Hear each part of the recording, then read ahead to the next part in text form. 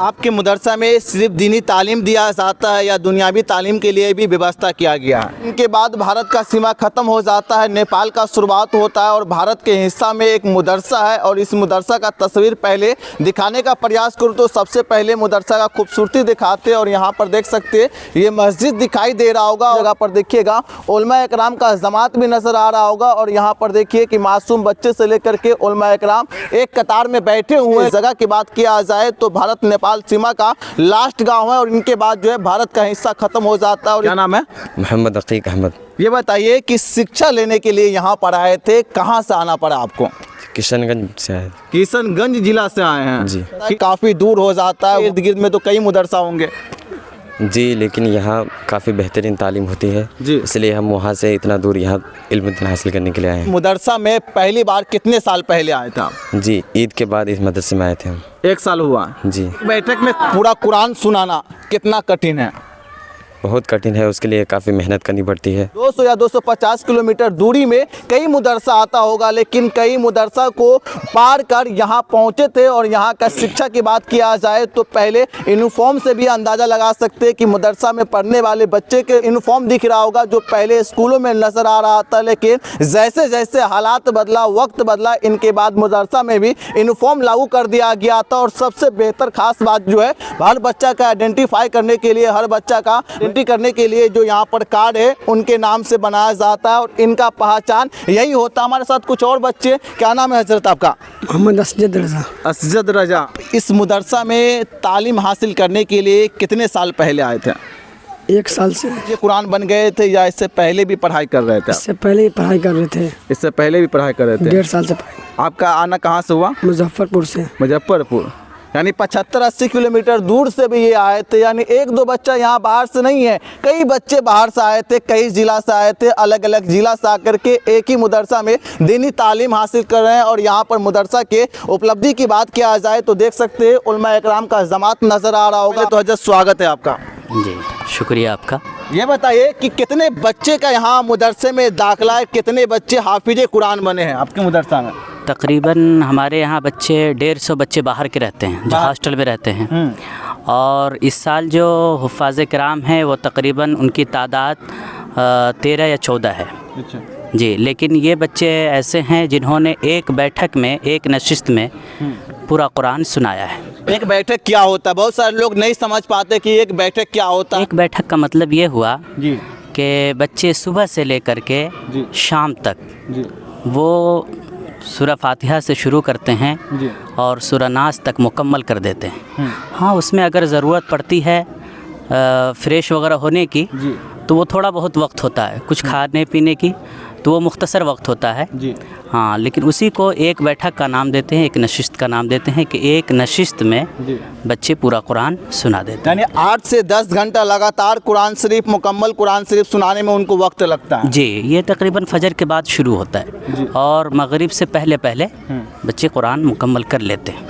किरदार असातिज़ा का नहीं या तलबा का नहीं है, बल्कि असातिज़ा भी मेहनत कर रहे हैं, तलबा भी अपना किरदार निभा रहे हैं और साथ ही साथ यहाँ के जो अराकीन हैं वो काफ़ी मेहनत कर रहे हैं। ये मदरसा का इतिहास क्या है? कितना साल पुराना इतिहास है? मदरसे का जो इतिहास है तकरीबन समझिए 1 सदी, 100 साल 100 साल तकरीबन। जी हाँ, कमी बेशी 1 सदी का यहाँ का इतिहास है। और रह गई बात कि पूरे इलाके में ये इदारा मरकज़ी हैसियत रखता है, ये सेंट्रल है तमाम मदरसों का। और इसी तरीके से यहाँ तालीम भी दी जाती है।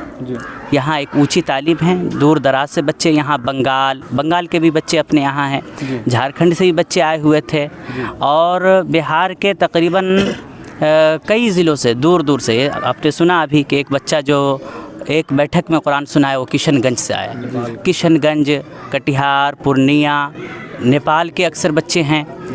तो बहुत दूर दूर से बच्चे आते हैं। दूर दूर से बच्चों के आने की वजह यही है कि अल्हम्दुलिल्लाह यहाँ बेहतर तालीम दी जाती है। बासलाहियत उस्ताद हैं, उस्ताद भी ऐसे रखे जाते हैं जो काबिल हों, अच्छे इदारे से फ़ारिग हों, अच्छे नंबर से फ़ारिग हों। और यहाँ जो हिफ्ज़ तालीम के मज़बूत होने का जो सबब है वो ये है कि यहाँ जो क़ुर्रा हज़रात हैं जो हिफ्ज़ की तालीम देते हैं तो वो तो मज़बूत हैं ही, वो तो मेहनत करते ही हैं, साथ ही साथ यहाँ जो दरस निज़ामी जो जिसे हम आम ज़बान में मौलाना की पढ़ाई कहते हैं, तो उसमें भी जो असातिज़ा रखे उसमें से अक्सर हुफ़ाज़ कराम हैं, क़ुर्रा हैं। तो तमाम लोगों की निगरानी के सबब जहाँ तक हो सके यहाँ कोशिश की जा रही है कि बेहतर से बेहतर तालीम। हजरत, आपके मदरसा में सिर्फ दीनी तालीम दिया जाता है या दुनियावी तालीम के लिए भी व्यवस्था किया गया है? यहाँ दीनी तालीम भी है और दुनियावी तालीम भी है। वो मैथ हो, इंग्लिश हो, हिंदी हो, कंप्यूटर का भी इंतज़ाम ये आप देख रहे हैं, ये कंप्यूटर लैब के लिए तैयार किया गया जी। तो इसी तरीके से जहाँ तक हो सके कोशिश की जा रही है कि बेहतर से बेहतर तालीम हो, असरी तालीम भी हो, दीनी तालीम भी हो। मुस्लिम के लिए सबसे पहले दीनी तालीम सीखना, दीनी तालीम हासिल करना ज़रूरी क्यों है? मुस्लिम के लिए दीनी तालीम का हासिल करना क्यों ज़रूरी है?